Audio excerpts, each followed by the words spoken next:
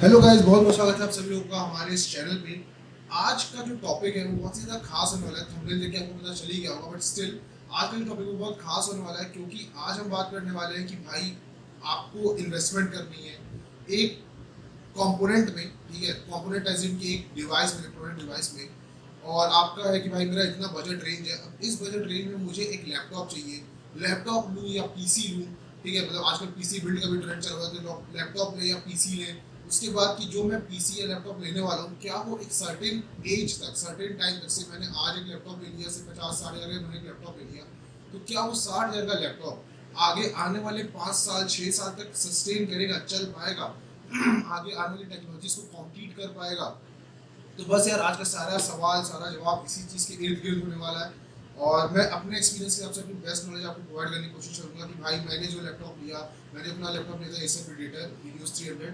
वो मैंने लिया था, मैंने क्या सोच के लिया था, या कोई भी जो मेरे बैच में जितने भी या मेरे जूनियर्स जिन्होंने लैपटॉप लिया उनकी क्या मैंटेलिटी थी, एक दो लोगों से हम डिस्कस भी शायद करें आगे। तो बस यार, जो भी रहेगा वो एक्सपीरियंस बेस्ड नॉलेज रहेगी आप लोग तक मैं जो पहुँचाने की कोशिश करूँगा। तो चलो यार, आज की वीडियो शुरू करते हैं, मिलते हैं अपनी आगे वीडियो में।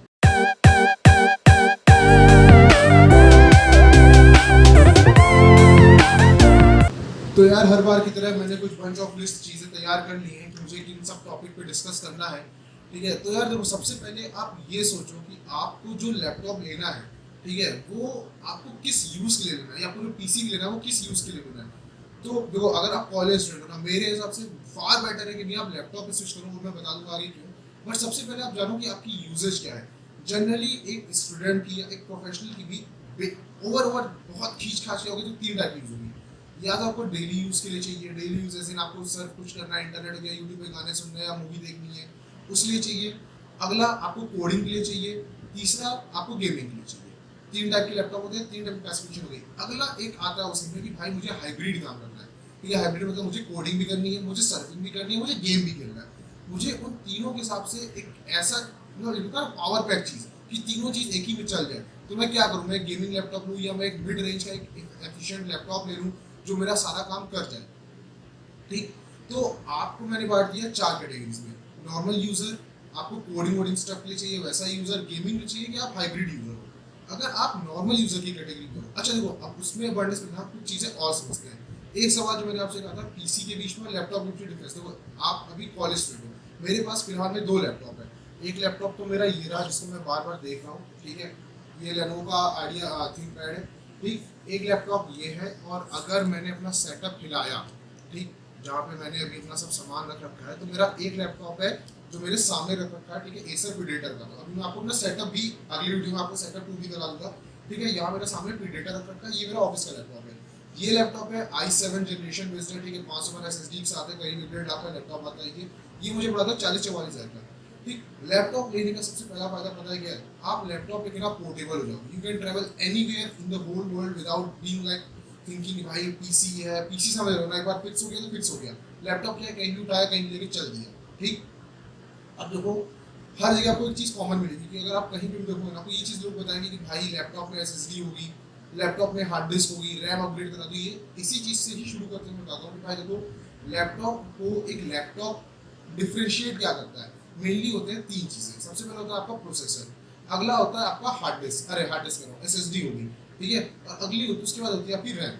अगर आपका प्रोसेसर कैसा है, आपका रैम कैसा है, और आपके इंटरनल स्टोरेज कैसी है, उसके बेसिस पे आपके लैपटॉप की क्लासिफिकेशन बन जाएगी।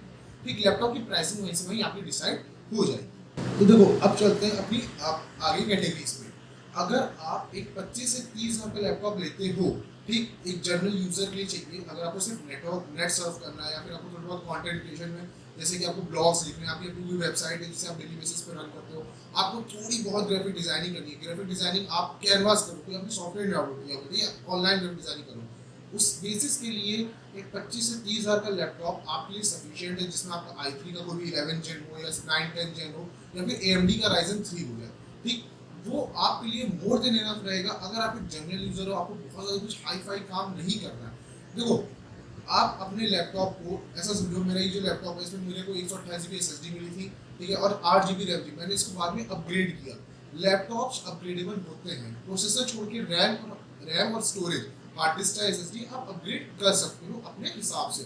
ठीक है, तो अगर आप कह रहे हो कि भाई मेरा सिर्फ 40,000 का बजट है, 40,000 रुपये के बजट में मुझे सारा काम करना है, मैं काम भर गेमिंग भी कर लूँ, मैं काम भर अपना क्या नाम है सारा डिजाइनिंग भी कर लूँ, मैं काम भर कोडिंग भी कर लूँ, सब कर लूँ, तो मैं क्या करूँ? तो भाई आप कोई भी एक जनरल लैपटॉप ले लो, ठीक है, लेनोवो का आइडिया पैड 320 या कोई भी ले लो। से एग्जांपल दे रहा हूँ मैं कि देखो मैं किसी भी लैपटॉप का स्पेसिफिक नाम इसलिए नहीं लूँगा ना, क्योंकि हो सकता है कुछ लोगों को लगे कि भाई कुछ भी कर रहा है, मान लिया प्रमोशन कर रहा है कुछ भी टाइप का, या कुछ भी आप कह सकते हो भाई इस लैपटॉप के क्यों नहीं बोल रहा है, फिर लोग कंपेयर करने लगते हैं। भाई मान लो मैंने एचपी का कोई फलाना कह दिया भाई ये अच्छा है, एचपी का पवेलियन का फलाना फलाना मॉडल अच्छा है, तो कहेगा भाई एनवी में क्या दिक्कत है एचपी के, ठीक है, वो भी तो सेम प्राइस रेंज आएगा। तो मैं किसी लैपटॉप को कंपेयर नहीं कर रहा हूँ, मैं बस इतना बता रहा हूँ कि आप अपनी पहले यूजेज पकड़ो कि भाई मुझे कोडिंग करनी है, ठीक है। देखो अगर आप कोडिंग करना भी शुरू कर लो, चाहे जावा पे हो गया, चाहे पाइथन पे हो गया, चाहे सी प्लस प्लस हो गया, बेसिक कोडिंग आप बेसिक लैपटॉप पे कर जाओगे, ठीक है। अगर आपके लैपटॉप में आई थ्री है चाहे i5 है, आप बेसिक कोडिंग कर जाओगे। जब आप एडवांस बढ़ोगे, जैसे आप पाइथन में आओगे, मशीन लर्निंग डेटा साइंस पे आओगे, या फिर जब आप जावा में आगे एंड्रॉइड स्टूडियो में आओगे, तब आपके लैपटॉप पे आता है दबाव। वहाँ पे बहुत बड़ा रोल आता है ग्राफिक्स कार्ड का भी, जिसे मैंने स्टार्टिंग में नहीं डिस्कस किया था। लैपटॉप को 4 कंपोनेंट होता है, उसमें 3 बोला था, एक चौथा कंपोनेंट होता है ग्राफिक्स कार्ड का, ठीक है, उसका बहुत बड़ा रोल आता है। बहुत लोग उसे भी छोड़ देते हैं अपनी वीडियो में बताने के लिए कि भाई ग्राफिक्स कार्ड ठीक है। अब ग्राफिक्स कार्ड पता है 2 तरीके होता है, एक इंटीग्रेटेड होता है, एक डेडिकेटेड होता है। अगर आपके सिस्टम में इंटीग्रेटेड ग्राफिक्स कार्ड है तो थोड़ा आपका सिस्टम लो एंड परफॉर्म करेगा ग्राफिक्स के मामले में, चाहे आप गेमिंग कर लो, चाहे आप हाई एंड कोडिंग डिजाइनिंग कर लो, वहाँ पे आपका जो सिस्टम है वहाँ पे थोड़ा लैग करेगा। जबकि अगर आपके सिस्टम में एक डेडिकेटेड ग्राफिक्स कार्ड है, भले वो 2 GB का हो, बट डेडिकेटेड ग्राफिक्स कार्ड काफ़ी अच्छा रहेगा कंपेयर टू आपके इंटीग्रेटेड वाले में, ठीक। तो आप अपना जैसे कोई भी सिस्टम ले जा लो, 20 से 25 30 हज़ार तक का सिस्टम है, तो उसमें शायद मोस्ट ऑफ द टाइम मैंने देखा है कि भाई इंटीग्रेटेड ही मिलता है, इंटेल का 620U मिल जाएगा, चाहे कोई मिल जाएगा, ठीक है। वो एक डेडिकेटेड इंटीग्रेटेड ग्राफिक्स कार्ड ही देते हैं। आप भले अपने सिस्टम को बाद में अपग्रेड कर दो, वो आपकी मर्जी है। तो अब आपने कहा कि भाई मुझे, मान लो आपने कहा कि भाई मेरा जनरल काम का हो गया, मुझे करनी है कोडिंग। आप अभी लैपटॉप, आप सेकेंड ईयर में आए हो अपने, ठीक है, सेकेंड ईयर में आए हो या फर्स्ट ईयर में आपको लैपटॉप चाहिए जनरल कोडिंग करने, क्योंकि आपके कॉलेज में कोडिंग स्टफ आ रहा है, आप सिविल के हो तो आपको डिजाइनिंग के चाहिए।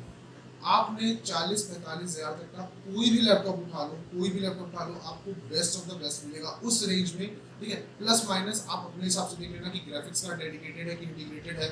बैटरी बैकअप ऑलमोस्ट उस रेंज में, क्योंकि अगर गेमिंग नहीं है तो गेमिंग लोगे तो बैटरी रिड्यूस हो जाएगी।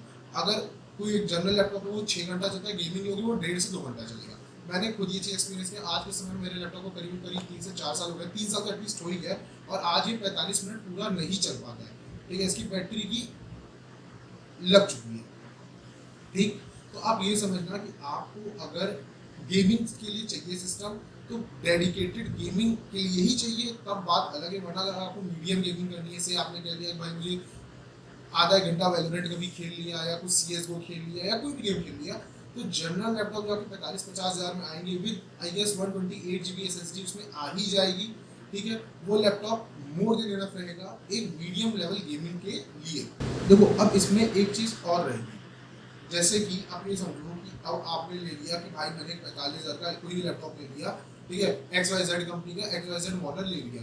अब उस मॉडल में क्या आया, भैया मेरे को मिली है 128 GB की SSD और 1 TB हार्ड डिस्क मिली है, विंडोज 10 मिल गया है, और 2 GB का ग्राफिक्स कार्ड मिल गया है। Excuse me. तो अब आपने कहा कि भैया मैं क्या करूं, ठीक है, मेरा तो और काम मेरे को पड़ रहा है, एक्सक्यूज मी, भैया मैं क्या करूं, ठीक। अब आपको क्या, देखो जब लोग आगे बढ़ेंगे ना, जैसे सब कॉलेज बढ़ोगे, तो मैंने क्या किया था कि अभी मेरा जो सिस्टम है वो चलता है ड्यूअल बूट, मतलब विंडोज भी मैंने डाल रखी है और मैंने लिनक्स भी डाल रखी है। I am a full time Linux user, but जब मेरे को एडिटिंग या थोड़ा बहुत गेमिंग करना था तो मैं विंडोज पे शिफ्ट हो जाता हूँ, ठीक। अब जब आप आगे बढ़ोगे ना, तो हो सकता है आपको भी कल को ये लगे, या फिर जब आप हाई एंड कोडिंग में घुसोगे या हाई एंड डिजाइनिंग में घुसोगे, तो आप कहोगे भैया मेरा सिस्टम तो नहीं सपोर्ट कर पा रहा है, ठीक है। तो क्या करें, नया सिस्टम लेगी, क्या करें? तो भाई सिंपल, देखो कुछ नहीं करना है, लैपटॉप अपग्रेड कर दो। एक बार लैपटॉप की सर्विसिंग करवा के लैपटॉप को अपग्रेड करवा दो, उसमें आप थर्मल बेस बनवा दो उसका, ठीक है, कूलिंग बढ़ जाएगी, कूलिंग इफेक्ट उससे बढ़ जाएगा। रैम अपग्रेड कर दो, SSD अपग्रेड कर दो। प्रोसेसर और ग्राफिक्स कार्ड आप अपग्रेड नहीं कर सकते किसी भी कीमत में, तो आप क्या कर सकते हो, रैम अपग्रेड कर सकते हो, और आप अपग्रेड कर सकते हो अपनी SSD। फालतू के जितने सॉफ्टवेयर होंगे, फालतू की जितनी सर्विसेज होंगी, सारी ब्लॉक कर दो, सब हटा दो, लाइट कर दो अपने सिस्टम को, ठीक है। आप OS भी इवन चेंज कर सकते हो, आप चाहो तो विंडोज से हट के क्रोम OS पे आ जाओ, ठीक, आप वो भी कर सकते हो। मतलब अपने सिस्टम को हल्का कर दो और स्पेसिफिकेशंस को एक तरीके से इम्प्रूव कर दो, ठीक। मतलब एक क्या करना है कि आपको अपग्रेडेशन करना है और आपको अपने सिस्टम को थोड़ा बहुत हल्का कर देना, तो आपका जो भी काम रहेगा वो बहुत आसानी से इस पर भी हो जाएगा। बट यही अगर आप कहते हो कि भाई मुझे डेडिकेटली गेमिंग के लिए ही लैपटॉप चाहिए, तो भाई गेमिंग के लिए आप आराम से 60-70 हज़ार रुपये अपनी जेब में रख लो, मिनिमम तो मिनिमम रख लो, ठीक है। 60-70 हज़ार में एक ढंग का गेमिंग लैपटॉप आएगा जिसमें सब आएगा 1660 या 2070 मिल जाए आपको, पैसे लगाते जाओगे सिस्टम अच्छा बढ़ती जाएगा। एक समय पे आपको लगेगा कि भाई मैकबुक भी ले सकते हैं या हम कोई एक विंडोज़ का भी सिस्टम ले सकते हैं। तो मैकबुक और विंडोज़ की क्या डिफरेंस है?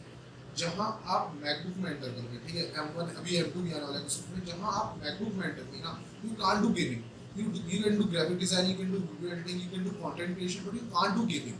You can do high-end coding because M1 chips are highly powerful. There is no competition in the market available at this time for M1 chips. भले आप Windows के i9 तक में चले जाओ, but they can compete at a certain level. ठीक, तो अगर आप मैकबुक लेते हो ना, तो सिर्फ आप डेडिकेटली एक प्रोफेशनल वर्क में ही अगर आपको हाथ है तभी आप लेना, शो ऑफ के लिए मैकबुक प्लीज मत लेना, because good things comes with good care. If you can't take good care of MacBook, अगर आप मैकबुक की अच्छी केयर नहीं कर सकते हो, अच्छी care requires everything, good maintenance, good environment, everything, तो भाई मत लेना शो ऑफ के लिए, प्लीज मेरा हाईली रिकमेंडेशन है। माँ बाप का पैसा अभी मत फंसाओ उस चीज़ में। मैंने खुद विंडोज़ लेके देखा है भाई, कुछ बहुत ज़्यादा फर्क नहीं पड़ता। मैकबुक जो बहुत ज़्यादा हाईली प्रोफेशनल लोगों के ना, जहाँ जो मेरे को लगता है भाई मेरे को थोड़ा बहुत डेटा साइंस और मशीन लर्निंग में दिक्कत हो रही है क्योंकि मेरा सिस्टम उतना कॉम्पैटिबल नहीं है, तब मुझे लगता है कि काश मेरे पास मैकबुक होता तो मैं मैकबुक पे काम करता। बट स्टिल विंडोज़ एक जनरल यूज़र के लिए इट्स मोर देन इनफ, ठीक है। अगर आपको, मैंने फिर बता दिया, आपके ब्रैकेट बता दी, अगर आपको कोडिंग करनी है, सिर्फ डेडिकेटली कोडिंग करनी है, 40 से 45 हज़ार तक के systems are more than enough. 40 से 50 हज़ार का ब्रैकेट रखो आप, 40 से 50 हज़ार का जो ब्रैकेट है उसमें you can get good laptops with where you can do good amount of coding, you can do variable things like you can play games, you can do content creation, even you can do like you can, you know what, you can do video editing, समझ लो आप वो सब भी काम कर सकते हो क्योंकि उनमें most of the time graphics card जो होता है वो डेडिकेटेड होता है। एंड ट्राई गोइंग फॉर, देखो अगर आपका 50 हज़ार का एक सिस्टम आ रहा है जिसमें आपको आ रहा है इंटीग्रेटेड ग्राफिक्स कार्ड, और 52 हज़ार का सिस्टम आ रहा है, 55 हज़ार का सिस्टम आ रहा है जिसमें आपको मिल रहा है डेडिकेटेड ग्राफिक्स कार्ड, तो try to go for dedicated ones, because वो आपके सिस्टम को कहीं ना कहीं आपको डिफरेंस आपके दोस्त के पास होगा तो आप देख लेना डिफरेंस आपको फॉर श्योर पता चलेगा। मैंने इसी सिस्टम पे स्ट्रीमिंग भी करी है, मैंने स्ट्रीमिंग पे लैग भी देखा है, ठीक है। मैंने used to host R3 sports वाला सीन, तो वहाँ पे मैंने वो भी किया, I have seen lag also. तो भाई जितना मैंने इस सिस्टम पे देखा, मैंने सिर्फ ये एक्सपीरियंस किया है, फिर कोई भी नॉर्मल विंडोज सिस्टम होता है, मैंने ये एक्सपीरियंस किया कि अगर आप एक गेमिंग सिस्टम लेते हो तो आपकी परफॉर्मेंस कहीं ना कहीं बूस्टअप हो जाती है, क्योंकि इसमें क्या होता है ना, गेमिंग सिस्टम में टर्बो बूस्ट या अल्ट्रा बूस्ट करके कुछ ना कुछ एक्शन दिए होते हैं जहाँ पे अपने सिस्टम्स को ओवरक्लॉक कर सकते हो और उनकी पावर और बढ़ा सकते हो।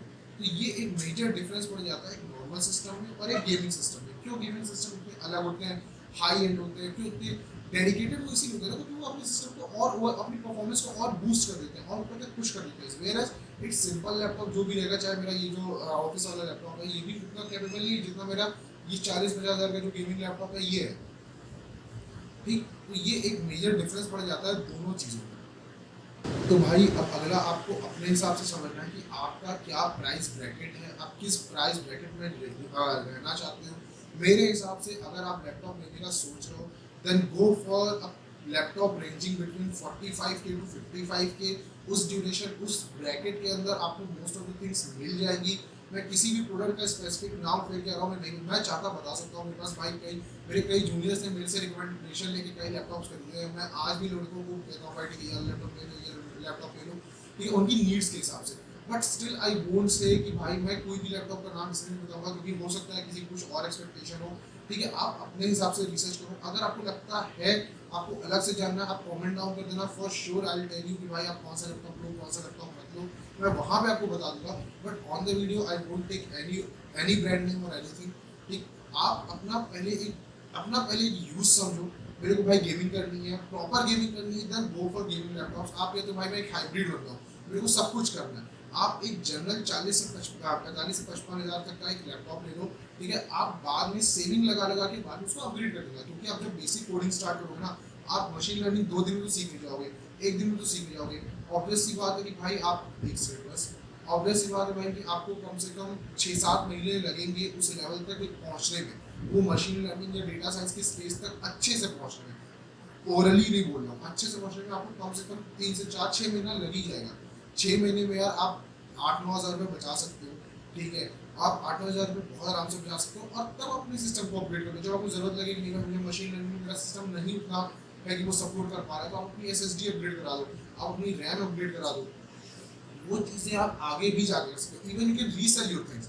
जब आप अपना मान लो आपने अपनी 128 GB की SSD निकाली, 512 या 2 से 250 GB SSD लगाई, 128 वाली को बेच दो किसी को, अपने जूनियर को किसी को दे दो भाई, 1000 में मिलेगा या 800-900 में मिलेगा, आपके 900 रुपये तो आ गए, कुछ और लगा के अपना अच्छी SSD ले लो। मैंने भी यही किया था, मैंने भी 128 GB की SSD रिप्लेस करी थी 512 वाली से, तो मैंने अपने बैचमेट को अपनी SSD बेच दी कि भाई तू ले जा, क्या करूँगा मैं रख के इसको, ठीक है। तो आप एक हेल्दी इन्वेस्टमेंट करो, ठीक, और सही जगह पे इन्वेस्टमेंट करो। आप पहले अपना प्राइस ब्रैकेट समझो। मैं बहुत ज़्यादा आपको नहीं बताऊंगा कि नहीं इतना इन डेप्थ में जाकर नहीं बताऊंगा, बेसिक बेसिक मैंने आपको बता दिया कि भाई ये चीज़ें होती हैं एक सिस्टम को सिस्टम जो बनाती हैं। एक 25,000 के सिस्टम में और एक 55,000 के सिस्टम में जो डिफरेंस होता है वो इन्हीं सब चीज़ों का आता है। SSD का आएगा, आपका रैम का आएगा, इवन आपका ग्राफिक्स कार्ड का भी आएगा, ठीक है।